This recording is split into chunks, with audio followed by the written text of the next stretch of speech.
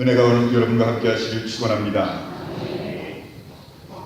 죽음에 대한 주제는요, 모든 분야에서 큰 의미를 가지고 적용되고 있지요. 문학이나 예술 분야에도 죽음에 대한 주제는 대단히 강렬하게 나타납니다. 어떤 교수님에게 한 학생이 찾아와서 대화하기를, 교수님, 사람은 다 죽는데요, 죽음을 언제 준비하는 게 가장 좋습니까? 질문을 들은 교수가 빙그레 웃으면서, 자네는 젊은데 왜 벌써 죽음에 대해 관심을 갖나 했더니 그 학생 하는 말입니다. 제가 얼마 전에 불멸의 영혼이라는 책을 읽었는데요, 그래서 죽음에 대해서 고민하게 되었답니다 하더랍니다. 교수님 말씀하시기를, 그 준비는 간단하다네. 그런데 자네는 언제 죽을 줄 알고 왜 그런 말을 하는가 했더니 그 학생이 하는 말이, 언제 죽을지는 저도 모르지요. 교수님이 이렇게 얘기합니다. 그럼 답은 더 분명하네. 언제 죽을지 모르기에 지금 바로 준비해야 되는 게 죽음이라네. 성도 여러분, 사람은 누구나 죽음의 사건 앞에서 정직해지고 진지해지지요. 어떤 철학자는 이런 얘기를 했습니다. 죽음의 순간에 사람의 입에서 나오는 말은 최고의 화음이다. 모든 사람들이 죽음 앞에서의 말에 주목하게 되고 주의 깊게 듣지요. 죽는 사람의 입에서 나오는 그 말보다 더 아름다운 화음이 없다는 얘기지요. 비록 신음하는 소리일지라도 그 입에서 나오는 말이 무슨 말이 나올지 몰라도 죽는 사람 입에서 나오는 말은 한마디도 놓치지 않고 진지하게 들으려 하지요. 사람은 죽을 때 나름 자신의 가장 진실하고 솔직한 말을 남기고 싶은 게 대부분이지요.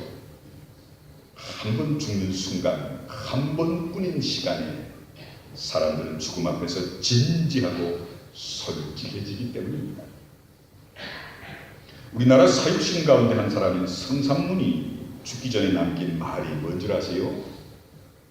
황천에는 여관도 없다는데 오늘 밤엔 네 집에서 머물고, 그러면서 죽었답니다. 나폴레옹은 죽을 때 뭐라고 얘기할 줄 아세요? 나 천하의 영웅 나폴레옹도 몇 시간 후엔 구더기밥이 되겠지. 위대한 학자인 성삼문, 위대한 정복자인 나폴레옹의 임종의 순간의 말에 무슨 진리가 있습니까? 하나도 들을 게 없습니다. 하지만 성경에 보면 예수님은 임종의 순간에 뭐라고 하신 줄 아세요? 아버지여, 내 영혼을 아버지 손에 부탁하나이다. 초대교회 최초의 순교자인 스데반 집사의 임종의 모습도 예수님의 임종의 모습과 비슷하지요. 우리는 죽음에 대해 많은 이야기를 할 수 있을 겁니다. 그러나 그 죽음에 대한 이야기들은 문학적이고 철학적인 내용은 많지만 진리는 별로 없습니다. 하지만 성경에서는 이 죽음에 대해 누구도 하지 않은 명백한 성격을 분명히 말씀합니다. 죽음의 주제를 가지고 성경이 말씀하는 걸 정리해보면요, 한 번 죽는 건 정해져 있다.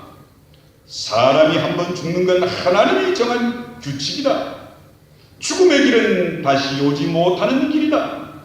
죽음은 되풀이할 수 없다. 죽음은 죄값이다. 아무도 죽음을 피할 수 없다. 생명과 죽음의 주권이 하나님에게만 있다.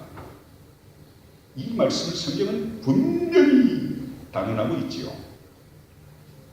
신명기 32장 39절에 보면, 이제는 나곧 내가 그인 줄 알라. 나 외에는 다른 신이 없도다. 나는 죽이기도 하며 살리기도 하며 상하게도 하며 낫게도 하며 내 손에서 능히 빼앗을 자가 없도다 말씀하셨지요. 또 예수님은요, 이 죽음을 많이 말씀하셨는데요, 그 죽음을 초월하는 진리를 우리 앞에 유일하게 보여주신 분이 예수님이십니다. 예수님 뭐라고 하신 줄 아세요? 나를 믿는 자는 죽어도 산다. 성경은 죽음에 대해 많은 간증적 선언을 하고 있습니다. 사람은 누구나 한번 죽는다고 했지요. 죽음은 죄값이라고 했습니다. 아무도 죽음을 피할 수 없다 했어요. 죽음의 주권은 여호와 하나님에게 달려있다 했습니다. 그리고 죽음은 다시 돌아오지 못하는 길이라 분명히 말합니다. 그러면서도 성경은 나를 믿는 자는 죽어도 산다 라고 분명히 예수 그리스도를 통해 말씀하고 있습니다. 예수님이 무슨 권세와 근거로 감히 우리에게 죽어도 산다는 약속을 하신 걸까요? 예수님은 분명히 이 말씀을 할 자격이 있으시지요. 왜냐하면 예수님만이 죽음을 이기셨기 때문입니다. 죽음을 이기신 예수님은 죽음에 대한 승리의 방법도 아시죠. 예수 그리스도는 메시아로서 십자가에 죽으셨어요. 하지만 예수님은 3일 만에 부활하셨습니다. 여기서 예수 그리스도가 메시아로 죽으셨다는 게 중요합니다. 사람이 십자가에 죽었다는 건 아무 의미가 없습니다. 저주스러운 죽음을 말하지요. 물론 예수 그리스도가 십자가에 죽었기에 그 죽음의 효력이 나타났다는 건 아닙니다. 바로 예수 그리스도께서 메시아로 죽으셨기에 예수님의 죽음은 거룩한 죽음인 거지요.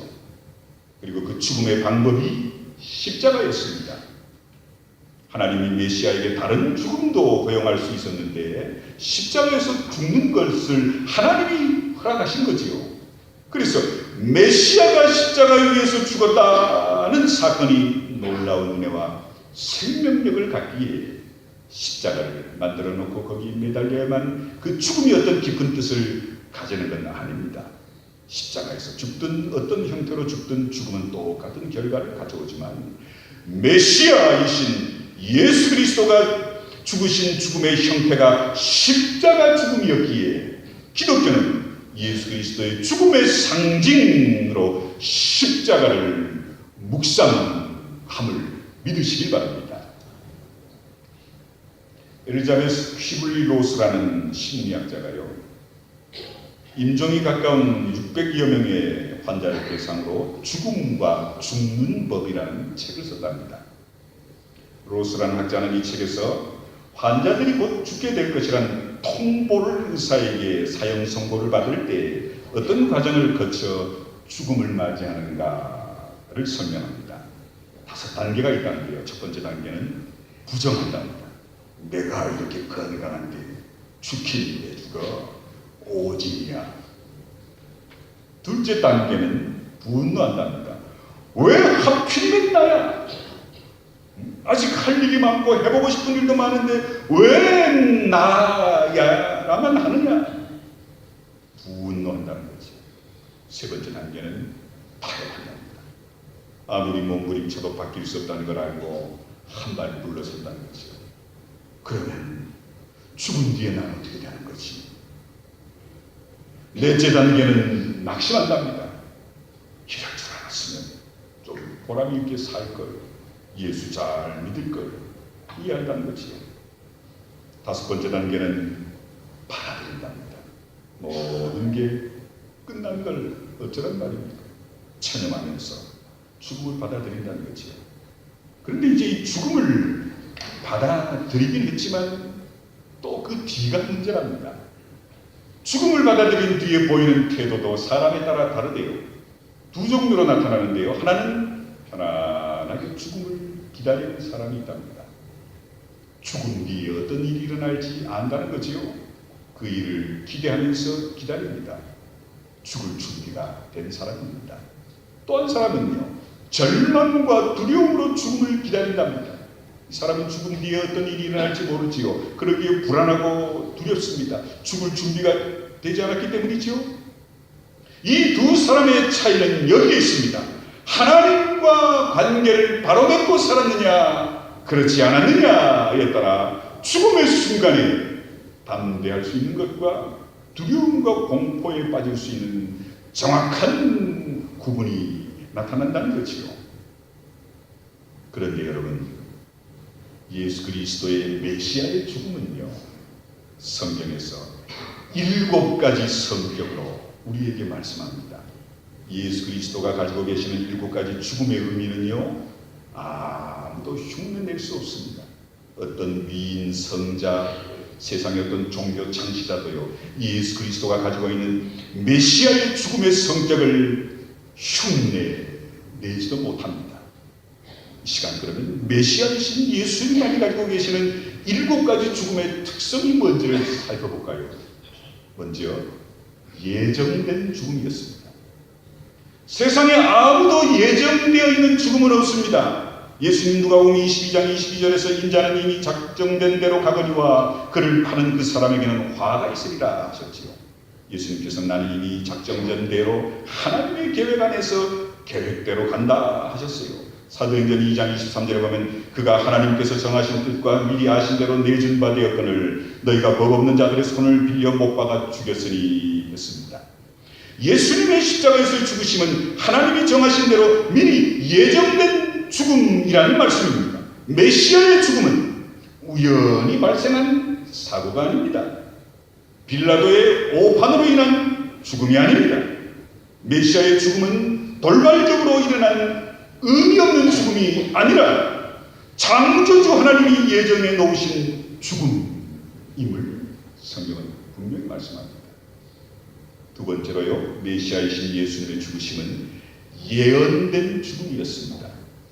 그 예정된 죽음이 하나님만 아시는 죽음이었지만 하나님이 정해놓은 예정된 죽음을 선지자들을 통해 예언된 죽음으로 인간에게 들려주셨지요. 예정된 죽음은 하나님만 아시는 죽음으로 하나님만이 정하신 건데 이걸 인간들에게 알려주기 위해 하나님은 예수님의 죽음을 구약을 통해서 또 계속해서 예언하신 겁니다. 창세기 3장 15절에 내가 너로 여자와 원수가 되게 하고 내 후손도 여자의 후손과 원수가 되게 하리니 여자의 후손은 내 머리를 상하게 할 것이요 너는 그의 발꿈치를 상하게 할 것인가. 선지자들의 입을 통해 메시아의 죽음은 예언되어 왔습니다. 수천 년 동안 예수 그리스도의 죽음은 계속 예언되어 왔죠. 앞으로 메시아가 날 것이고 앞으로 메시아가 우리의 속죄를 위해 죽으실 것이다. 성경은 계속 예언하셨습니다. 우리는 십자가에 이미 못 박힌 메시아이신 예수님의 고통과 죽음과 부활을 믿지요. 예수 그리스도가 십자가를 지신 그 기점을 통해 역사 속에서 메시아를 바라보고도 구원받았고 지금 우리들은 이미 죽으신 메시아를 되돌아보면서도 구원받는 건 참 감사할 뿐이지요. 그건 메시아이신 예수 그리스도는 십자가에 죽기 전이나 죽으신 후나 부활하신 후에나 동일하신 구주가 되시기 때문입니다. 어느 시대에 믿었느냐가 문제되지 않습니다. 메시아 되신 예수 그리스도를 믿었다면 언제 믿어도 어디서 믿어도 그 구원은 똑같은 구원으로 주어지는 것을 믿으시기를 간절히 축원합니다. 세 번째, 메시아이신 예수님의 죽으심은요 본인이 미리 알고 계시는 죽음이었어요. 예수님은 자기가 언제 어떻게 죽으실 것을 아셨습니다. 마태복음 16장 21절에 이때로부터 예수 그리스도께서 자기가 예루살렘에 올라가 장로들과 대제사장들과 서기관들에게 많은 고난을 받고 죽임을 당하고 제3일에 살아나야 할 것을 제자들에게 비로소 나타내시니 자기 죽음을 알고 죽은 죽음은 예수 그리스도의 죽음밖에는 없습니다. 인간은요 아무도 죽음을 예측하지 못합니다. 예측한다 해도 죽음의 시기를 조절할 권한이 인간에게는 없습니다. 죽고 싶을 때 죽을 길이 없다는 얘기지요. 우리에게는 그런 조절 능력이 주어져 있지 않습니다. 네 번째로 메시아이신 예수님의 죽으심은 자의적인 죽음이었어요. 베드로전서 2장 24절에 친히 나무에 달려 그 몸으로 우리 죄를 담당하셨으니 이는 우리로 죄에 대하여 죽고 의에 대하여 살게 하려 하시니라. 그가 채찍에 맞음으로 너희는 나음을 얻었다 했습니다. 본문에서도 그는 근본 하나님의 본체시나 하나님과 동등됨을 취할 것으로 여기지 아니하시고 오히려 자기를 비워 종의 형체를 가지사 사람들과 같이 되셨고 사람의 모양으로 나타나사 자기를 낮추시고 죽기까지 복종하셨으니 곧 십자가에 죽으심이라 했습니다. 예수님의 죽음은 하나님의 뜻을 받아들인 순종의 죽음이었습니다. 억지로 끌려가 죽은 죽음이 아니고 하나님 아버지께 서원하시는 죽음인 줄 알고 십자가의 죽음을 받아들이신 자의적인 죽음이라는 얘기입니다. 이건 자살의 성격과는 다르지요. 여호와 하나님의 뜻을 확실히 알고 믿음으로 순종한 죽음이었다는 거지요. 다섯 번째로 메시아이신 예수님의 죽으심은요, 가장 강한 의미를 나타내는 죽음이었습니다. 바로 구속의 죽음이라는 말씀이죠. 마태복음 10장 45절에 보면 인자가 온 건 섬김을 받으려 함이 아니라 도리어 섬기려 하고 자기 목숨을 많은 사람의 대속물로 주려 함이니라. 메시아의 죽음은 대속의 죽음이라는 거죠. 죄인들의 죄를 속죄하는 죽음을 말합니다. 모든 사람은 자신의 죄값으로 죽지요. 그런데 예수 그리스도는 자신의 죄값으로 죽은 게 아닙니다. 자기 백성들의 죄를 대신 지고 죽은 대속의 죽음이라는 거지요. 이 대속의 죽음이 메시아의 죽음의 핵심입니다. 하나님 아버지께서 모든 인간의 죄를 대신해 속죄하라 허락한 죽음이었습니다.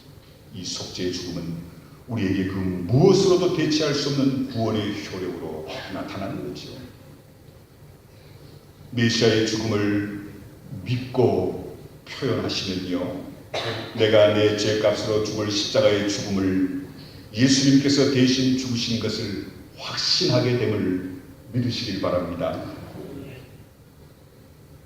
여섯 번째로 메시아이신 예수님의 죽으심은 하나님의 사랑을 나타낸 죽음이었습니다. 하나님의 사랑의 극치를 보여준 죽음이었죠. 로마서 5장 8절에 우리가 아직 죄인 되었을 때 그리스도께서 우리를 위하여 죽으심으로 하나님께서 우리에 대한 자기의 사랑을 확증하셨느니라. 하나님 사랑의 최고의 절정이 십자가에서의 메시아의 죽으심임을 믿으시길 간절히 축원합니다. 죄인인 우리를 위해 독생자를 희생하신 만큼 우리를 사랑하신 하나님의 사랑이 바로 메시아의 십자가의 죽음이었습니다. 일곱 번째로 메시아이신 예수님의 죽으심은 다 이룬 죽음이었습니다. 요한복음 19장 30절에 예수께서 신 포도주를 마신 후에 이르시되 다 이루었다 하시고, 사람으로 이 땅에 할 일 다 하고 죽은 사람이 있을까요? 죽는 순간에 모두들 후회하는 이유는 다 살지 못했기 때문이 아닐까요? 인간으로서 해야 할 도리를 다 하지 못하고 죽기 때문에 죽어도 너를 못 감겠다 표현한 게 아닐까요? 하지만 메시아의 죽음은 다 이루었다 하셨습니다. 성도 여러분, 이렇게 메시아의 죽음에 나타난 7가지 놀라운 의미는요, 오직 하나님이신 메시아 그리스도 예수님이 하나님이시면서 죄 없으시면서 세상에서 가장 크고 그 이상 그 무엇도 없으신 전부이신 하나님이 우리 인간의 죄를 위해 십자가에 죽으신 놀라운 구속의 은혜임을 믿으시기 바랍니다. 하나님이신 예수께서 인간이 되셔서 죄인 우리의 죄를 용서하시려고 십자가에 죽으신 걸 통해서요, 교회와 성도들이 이 고난주간 고난주의를 통해 깨달아야 할 것이 있습니다. 예수님이 하나님으로서 십자가를 지셨기에 죽음을 이기는 능력이 되었다는 겁니다. 그 죽음이 온 인류의 죄를 다 용서할 수 있는 놀라운 가치가 있다는 말씀입니다. 여기 강영구 목사가 여러분을 대신해서 죽을 수 없습니다. 저는 인간이기 때문이지요. 그러나 세상의 전부이신 하나님이 인간의 몸을 입고 이 땅에 오셔서 우리를 위해 죽으신 그 죽으심은 모든 인류의 죄 전부를 감당할 만한 대속의 죽음, 그 가치를 전부 포함할 수 있는 죽음이셨다는 겁니다. 이 메시아의 죽음, 이것은 우리와 세상 그 무엇으로도 흉내낼 수 없는 놀라운 죽음이심을 성경은 우리에게 분명히 말씀합니다. 성도 여러분, 고난주간을 맞이하면서 우리가 감당해야 할 사명이 있습니다. 죽어도 살겠다고 하신 메시아의 말씀은요, 예수님이 혼자 감당하시고 끝날 말씀이 아니라 오늘 우리가 이 말씀을 증거해야 합니다. 고난주간, 고난주일은요, 우리를 향한 예수님의 고난을 묵상만 하는 주일이 아닙니다. 죽어도 산다는 이 복음을 증거하는 것이 고난주간의 사명임을 믿으시기를 간절히 축원합니다. 이 시간 우리 함께 찬양하는 시간을 갖겠어요. 기도하기 전에 함께 찬양합니다.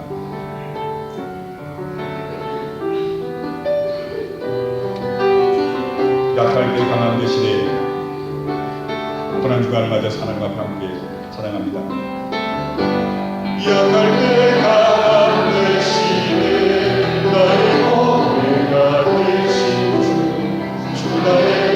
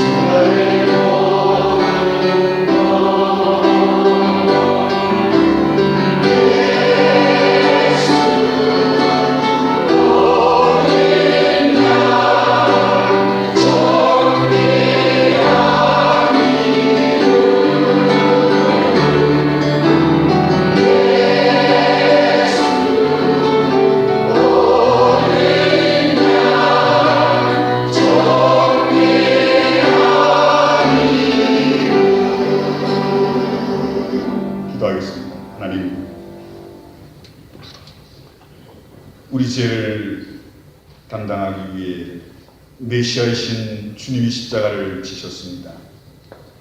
그 존귀한 이름, 그 메시아 그리스도, 내가 죽어야 할 십자가의 죽음을 대신 지시며 믿기만 하면 모든 죄를 다 용서해 주시는 그 놀라운 죽음을, 오늘 나를 향한 죽으심을 깨닫게 하옵소서. 또한 그 사랑 나만 간직할 것이 아니라 나가 아직도 죽음 앞에 두려워 떠는 불쌍한 영혼들에게 죽어도 산다는 십자가에서의 메시아의 죽음을 증거하는 우리 교회와 성도들 되게 하옵소서. 예수님의 이름으로 기도하옵나이다. 아멘.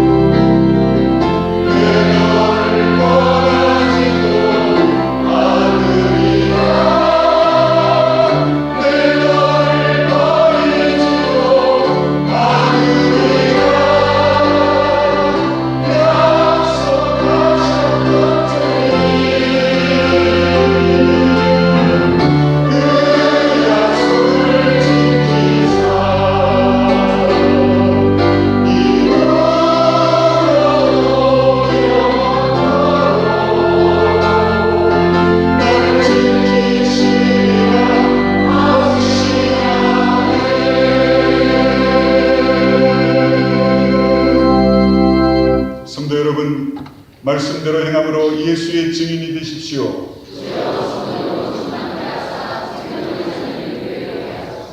이제는 우리 주 예수 그리스도의 크신 은혜와 아버지 하나님의 그 크신 사랑과 성령의 함께 하심이, 메시아의 십자가의 죽음이 바로 나를 위한 죽음이며 죽어도 산다는 놀라운 생명력을 증거하신 그 귀한 축복을 나와 내 가정 또 우리 주변의 이웃과 사랑하는 모든 자에게 증거하는 사명을 감당하는 교회와 성도들 되게 하옵시기를 간절히 축원하옵나이다. 아멘.